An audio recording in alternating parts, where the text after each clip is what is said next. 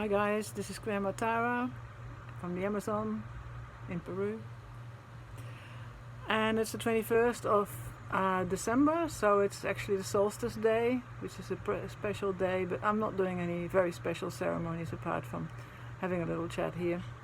A few things that I want to bring. This is the cordoncillo. Cordoncillo has got these little things which are called cordon. Cordon means cord or little string. They get a lot bigger actually. These are still immature. They will get about that long. And you can identify the tree by that. These leaves you can make into a tea. It's excellent against the COVID. So if you have any problems and you live in this area and you can have access to this tree, it's a really easy solution. So just make a tea, and within an hour and a half most of the symptoms have gone. Also have a little noni here, which is the noni is actually the best. You can't eat it like that. The best thing is when it's completely rotten and it's actually turning black, and then it oozes a juice out of it, and that juice you can drink, and it's very, very healthy. One of the weird things that happens here. This is a feather that fell on the ground this morning. The hawk gave it to us. My worker picked it up, and here's another little part of it. So I made it into an earring, and this is another one. Yeah, so here we are. This is actually related to my book, The Lemurian Vortex, which I wrote in 2007, and it relates to what happens to me afterwards. I went to Bolivia, and I wrote another story about that, which is fairly large. It's not published. It's called On the Wings of Your Love, and of course it's on the wings of my love of Meher Baba. So he's there, and also a spirit that was like a twin soul, which I later found, but it took 8 years for me to meet that person, and then everything started to fall into place, and my journey became a lot more peaceful. But before that there was a lot of adventure and roller coaster. So here's a little bit of the roller coaster, a little story what happened to me when I went to Bolivia. I went to a hotel called Gloria Hotel, which is a famous hotel in the middle of La Paz, Bolivia, and that's the hawk you can hear outside. And the owner, one of the owners, there was a family that owned it, still owns it. One of the owners, I call him here Ramon, and he invited me to be there and work with them. He was very interested in medicine work and in my story, and he started introducing me to sacred places in the Andes. So La Paz is actually a very high city in the Andes, and I was in the hotel. So this is just a little section from the writing, so I'll hop into it somewhere in the middle, and you just have to come for the ride, see if you like it. So on Thursday, God had told me, keep yourself in your sacred center. Remain so centered and focused that nothing will cause you to be affected. Prepare yourself for a sacred weekend of great impact. I was doing this, these messages would come to me and I would write them down. When Ramon invited me to join him for lunch, there was a sizable group of friends and relations at our table who had arrived from Chile and Peru. We were in Bolivia. Who were going to travel with us to the hot springs that weekend. The hot springs was another hotel related to their group of hotels in the mountains, just quite out of everything's way. It's really, really special place. We spent a few hours trying to get to know each other, even though my lack of understanding of the language hampered the flow. Still, Ramon kept me in the loop by translating quite a lot, and he tried to be the perfect host to all, even though I could see that he was under a lot of stress accommodating so many different kinds of people. I'm a bit closer to the road here, so there is motor car noise. He told us to be ready for the trip at 5 p.m. and I presented myself on time in the lobby, only to be met by the smiling Roberto at reception. He predicted that the departure would be at 8:30 p.m. Was this guessing of departure times a favorite sport with the staff? I never got to find out. But he was, as before, dead right, and he seemed to be pretty pleased about that. At 8:30, Ramon left with the minibus stacked with supplies and 13 people crammed in besides. The van was groaning with the weight, but this was in no way unusual in Bolivia, since I had seen vans with seating for 12 people loaded with close to 20 passengers.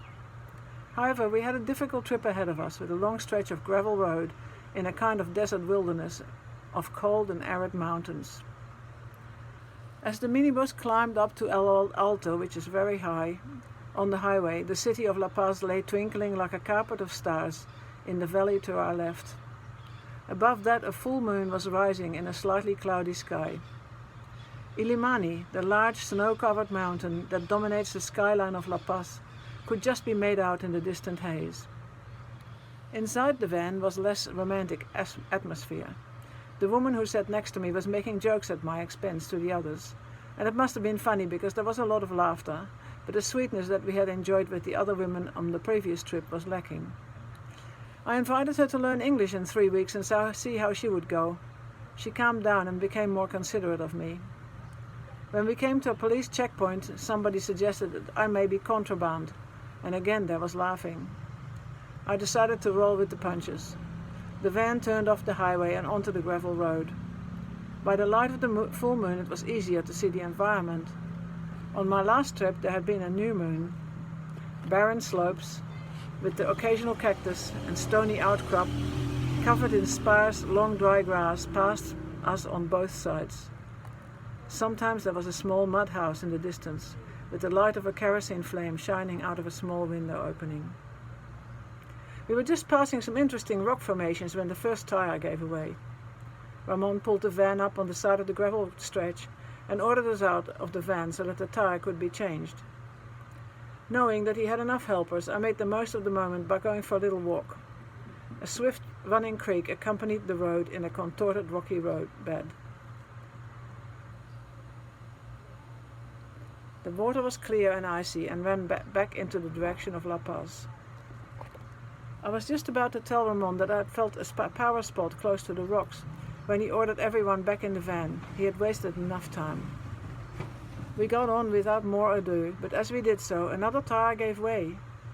Now we were in trouble, since there were no more spare tires in the van.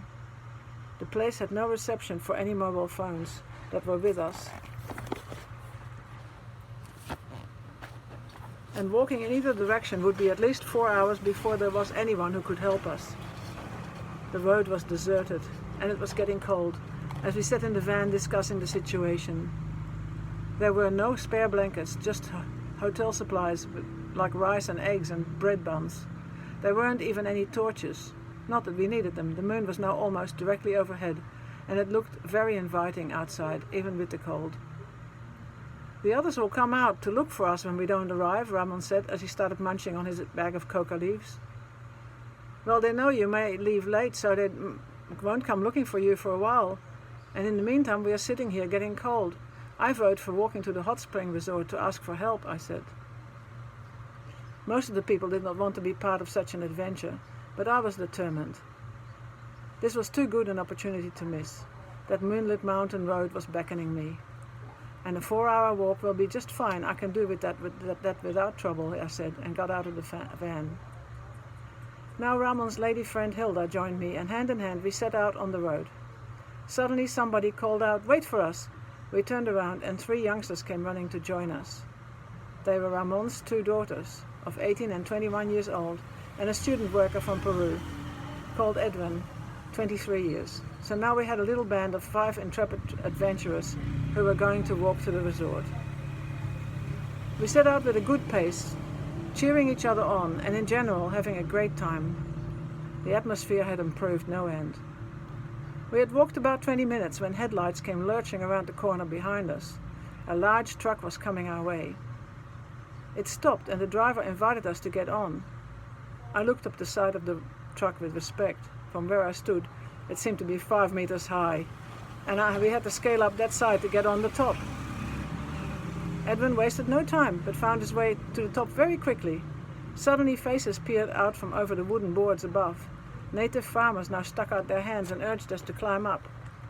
I got up, and so did the other women. However, when I came to the top, there was hardly a space left even for a knee or a foot to be put down. The place was absolutely jam-packed with native farmers and their families. Even very old people were huddled down on the top of the freight, with sheets of old plastic covering them. Children also were packed in between their elders. Yet none of this dampened their generosity. They shoved aside for a leg to be fitted in or a knee to sink down. They kept out their hands to help us stabilize ourselves, while the truck shuddered back into motion and started winding down the hairpin roads, with a deep drop to one side and a nasty-looking rocks on the other side. I got in on my knees and clung to the rail in the middle, which ran along the very top of the truck. Edwin sat on top of that rail at the very front and let his short hair blow in the breeze, as if he had found his true element. I was lucky to be able to wrap my woolen scarf over my head, since the wind was pretty penetrating and freezing. No wonder those native people wore such an array of colorful woolen caps. "Why don't you make yourself comfortable with your legs over the side?" they suggested, with a cheeky smile on their brown faces. I clung to the top rail as if my very life depended on it. That was indeed how it felt. "No thanks, I cannot move from here." The truck swung around the next bend. The whole wooden framework of the tray creaked and shifted a little. This was incredible. When I got enough courage to lift my head and look around at the landscape, I saw the most wonderful sight. On the other side of a deep valley were high mountains with snow on their slopes. The full moon hung right overhead, and its light reflected off the snow so that it looked like the mountains were glowing from within. I looked at the round faces of the couple in front of me with their son wedged in between them. I could not contain my excitement and yelled out, "Wow, how amazing is Bolivia!" They laughed and laughed at the crazy gringa. "Do you know that it is our son's birthday tonight?" They shared with me. "He's turning 6 years old." The child beamed a smile at me. "Oh, I will need to sing a birthday song for him," I said, and sung him happy birthday in English. At this, even the old man, he was curled up under his plastic sheet, lifted up his head and stuck it out with a crooked smile. For them this was a normal way of travel, never having access to nice cars or vans, and often they had a large bundle with them that even the bus did not want to transport. Now I realized the import of what I had been told before, that Edwin was from the native tribes of the Aymara people, only from Peru rather than from Bolivia. So for him, riding on the truck was more natural than being closed up in a car. I certainly would not have had the courage to do what he did. He rode on the crest of that truck like he was riding a bucking horse with perfect confidence. After about an hour's drive, the truck lumbered to a halt and we were let off. This was our turn-off, and the truck was now going in another direction. Sticking to the rules, the driver now wanted to be paid for taking us on board. Nobody else had any money, so suddenly they all looked at me, the gringa, with the money.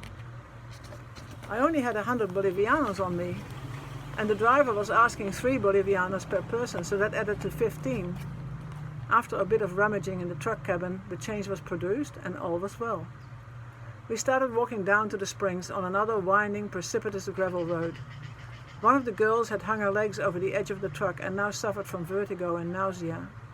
Not surprising, taking into consideration the motion of the truck over those hairpin bends. I suggested that she should link her arm into mine and we would walk as firmly as we could together and breathe deeply. Her discomfort settled well before we arrived at the resort. One car met us close to the compound. It was coming out to look for the van. We told them to return and see if they could bring a spare tire and some blankets, which they did, and then they went looking for the minibus.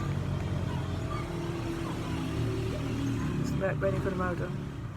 The 2 girls were very tired and went to bed, but Hilda, Edwin and I wanted to relax our tired and cold muscles and go into the hot pool for a while. This was a natural hot pool of volcanic origin. But my bathers were left behind in my backpack in the minibus, and what to do about that? Hilda had a bathing suit but decided to enjoy her freedom, and I decided that nude swimming was okay. It was after 1 p.m. and the lights of the resort were all out, so we both jumped in without clothes. Edwin had his shorts on and stayed at a respectful distance of either of us, but he seemed to be enjoying himself nevertheless. Here he was in a mystical steaming pool with a full moon hanging overhead and 2 naked ladies who may be mature but who were not hideous. And the water was so hot this time that we had to keep lifting our bodies out of the water and sit on the ledges for a while to cool off enough to go back in. At about 2 a.m.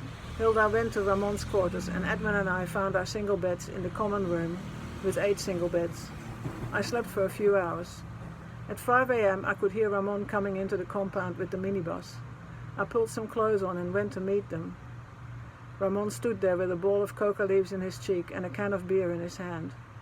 He would have had a difficult night. I embraced him. I spoke with my ancestors, he mumbled at me, returning my embrace. Had that been the reason for the hold-up in the mountains? I knew there had been a power spot near the place of the breakdown. So I'll leave it at that for the moment, and it's 15 minutes.